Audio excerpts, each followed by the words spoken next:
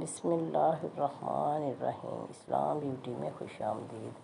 اللہ سے تعلق تو ایسے ہونا چاہیے جیسے ماں سے ہوتا ہے۔ تھک جاؤ تو اس کی گود میں سر رکھ دو، پریشان ہو تو اس کی آغوش میں سر رکھ کر کہو مجھے تھپک ماں، تیرے تھپک میں پتہ نہیں کیا جادو ہے کہ سارے دکھ دور ہو جاتے ہیں۔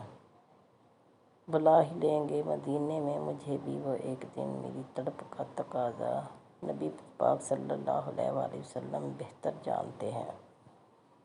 موت ایک اٹل حقیقت ہے۔ جس وقت اور جس جگہ پر موت لکھی ہوتی ہے انسان وہاں خود بخود پہنچ ہی جاتا ہے، چاہے سمندر کی گہرائیوں میں ہی کیوں نہ جانا پڑے اور وہاں پہنچنے کے لیے خواہ اسے $5 لاکھ ہی کیوں نہ دینے پڑیں۔ انسان مشکل وقت میں جب اپنے اثاثے فروخت کرتا ہے تو دوست اور رشتہ دار وہ اثاثے خرید رہے ہوتے ہیں۔ رسول اللہ صلی اللہ علیہ وآلہ وسلم نے ارشاد فرمایا جس نے استغفار کو لازم پکڑ لیا تو اللہ تعالیٰ اس کی تمام مشکلوں میں آسانی، ہر غم سے آزادی اور بے حساب رزق عطا کرتا ہے۔ حسد اور گھمنڈ جس شخص میں شامل ہو جاتے ہیں تو وہ اس کی عقل کو باہر کر دیتے ہیں۔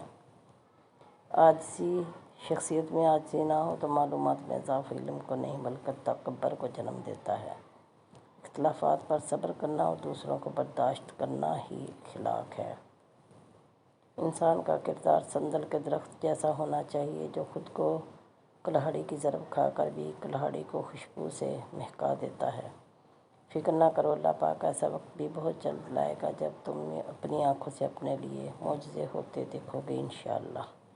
مخال سے پوچھنے سے حال ٹھیک نہیں ہوتا، بس ایک تسلی سی ہو جاتی ہے کہ اس دنیا کی بھیڑ میں کوئی اپنا بھی ہے۔ جو بدلا جا سکتا ہے اسے بدلو، جو نہ بدلا جا سکے اسے قبول کرو، جو قبول نہ کیا جا سکے اس سے دور ہو جاؤ، لیکن خود کو ہر حال میں خوش رکھو۔ اللہ تعالیٰ کسی کو اس وقت تک ذلیل نہیں کرتا جب تک اس کی برائی حد سے گزر نہ جائے۔ گھر کا صرف نام آسان ہے، گھر بستے بستے بڑا وقت لگ جاتا ہے۔ بہت سی باتوں پر صبر کرنا پڑتا ہے، بہت سی باتوں کو نظر انداز کرنا پڑتا ہے۔ صبر، تحمل، برداشت اور سمجھوتے گھر بسانے کے گر ہیں۔ اس دن ایک باپ کی پرورش کامیاب ہو جاتی ہے جس دن اس کا بیٹا وہی بولے کہ ابو آپ گھر پر بیٹھیں، آپ کا بیٹا گھر سنبھالے گا۔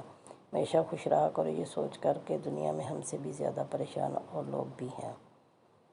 یہ منافقت نہیں تو کیا ہے کہ ہم دوسروں کی تکلیف کو اس کے گناہوں کی سزا سمجھتے ہیں اور اپنی تکلیف کو امتحان اور آزمائش۔ اللہ تعالیٰ سب سے بڑی نعمتوں میں سے ایک بڑی نعمت ذہنی سکون ہے۔ یا اللہ ہمیں ذہنی سکون عطا فرما۔ بڑی عجیب ہے یہ دنیا جہاں جھوٹ بولنے سے نہیں سچ بولنے سے رشتے ٹوٹ جاتے ہیں۔ دنیا کے ہر شخص سے مقابلہ کرو مگر جب مقابلہ استاد یا والدین سے ہو تو پیچھے ہٹ جاؤ کیونکہ ہار تمہارا مقدر ہوگی، یہی قانون فطرت ہے۔ میرے پیارے بہن بھائیوں، اگر آپ کو ویڈیو کو پسند آئی ہو تو ویڈیو کو لائک اور دوستوں کے ساتھ شیئر کیجیے اور میرے چینل کو سبسکرائب کیجیے۔ شکریہ۔